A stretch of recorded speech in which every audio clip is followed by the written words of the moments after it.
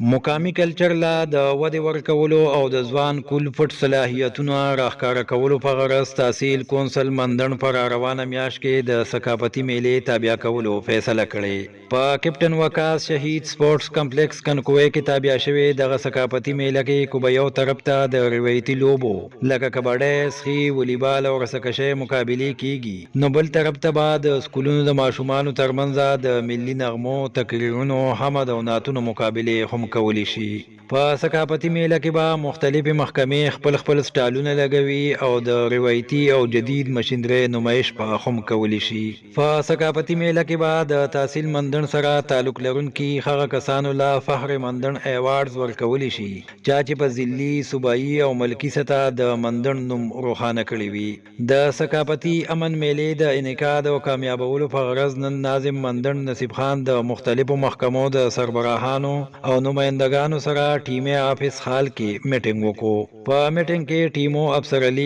ناظم ویسی، ناوګیټو، سید محبوب باچا او د محکمو سربراهانو شرکت کړي وو. د میټینګ شرکاو د ثقافتي میلې د کامیابی لپاره خپل مشورې او تجاویز پیش کړل. میډیا سره د خبرو په وخت ناظم مندڼ نصیب خان ووی چې د تحصیل مندڼ د ځوانانو د پټو صلاحیتونو راښکاره کولو او عوامو له د مثبت تفریح ورکولو په غرض مو د دې میلې تابع کړي. هغوی ووی چې دې میلې سره به کو یو طرف ته عوامو ته تفریح میلو شي، نو بل اړخ ته به د روزګار مواقع هم په لاس راشي. هغوی ووی چې د میلې لپاره لا تاریخ نه دی ټاکلی شوی، خو زموږ ټولو عوامو ته اپیل دی چې دې میله کې د خپل فن مظاهره وکړي او دا میله کامیابه کړي.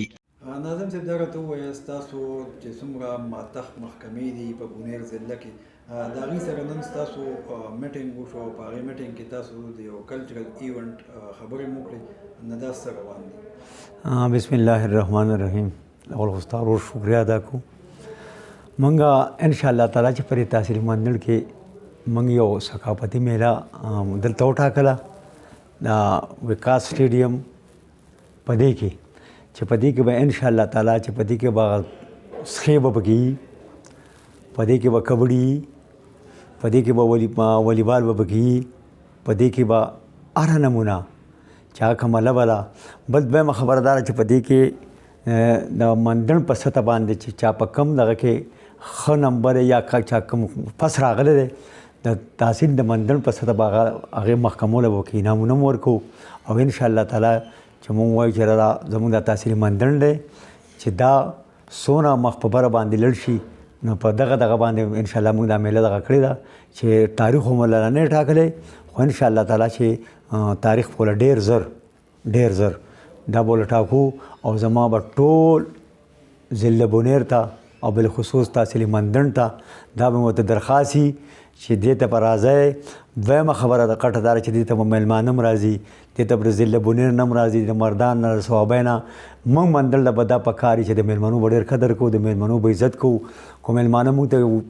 خبره سیوا وکړي نو موږ به داسې کوو چې دا ځکه چې دا زموږ کور دی، داسې نه چې په دې مندڼ کې زموږ یو یا د ضلع بونیر خو زموږ وروڼه دي، خو صوابۍ ضلع مرداني چې داسې یو میلمه پکې زموږ نه دغه نه شي، خبر لړ نه شي. او انشاءالله دا چې په اوچته سطح به یې کوو او د دې مندڼ د خوشحالۍ او د ترقۍ دپاره دا موږ نن دا خو تاریخ هم لا نه دی ښه، انشاءالله تاریخ به ولږدو بیا به تاسو به هم په دې خپل شیشه باندې کوئ او بینر به هم جوړې کړو او انشاءالله تعالی چې سینه بیا به انشاءالله مخ په دغه وړاندې بیایو. په دې سلسله کې نن ستاسو ډیوارو محکمو سره میټینګ بالکل سره موږ ټولې محکمې راغوښتې وې انشاءالله تعالی د هرې محکمې چې کوم خپل کردار دی هغه سټالونه به پکې لګي، زراعت به پکې خپل لګي، ټول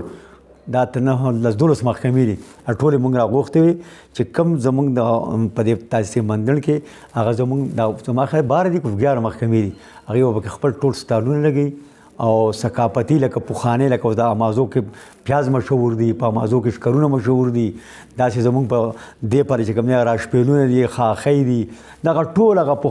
پخواني روایت په انشاءالله تعالی چې په دې کې موږ ژوندي کوو. ناظم صاحب دا راته ووایه تاسو وایئ چې ثقافتي میله د ښکو په هغې کې به پوره د سټالونه هم لګي، پخواني دغه هم لګي،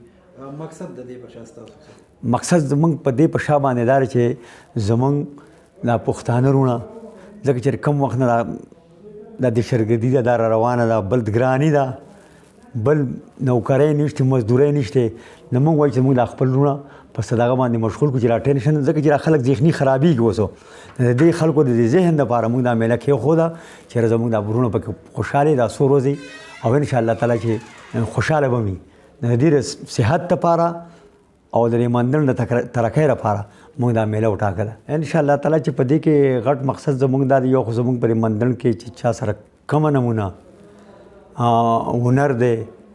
او هغه سره باقي کو سره دغه هغه په دغه روز باندې راشي او په دغه کې خپل سټالو لګي او ان شاء الله تعالی چې زموږ دا مطلب دی چې دغه دوه درې ورځې چې کوم دی په دې کې زما چې څومره خیال دی دغه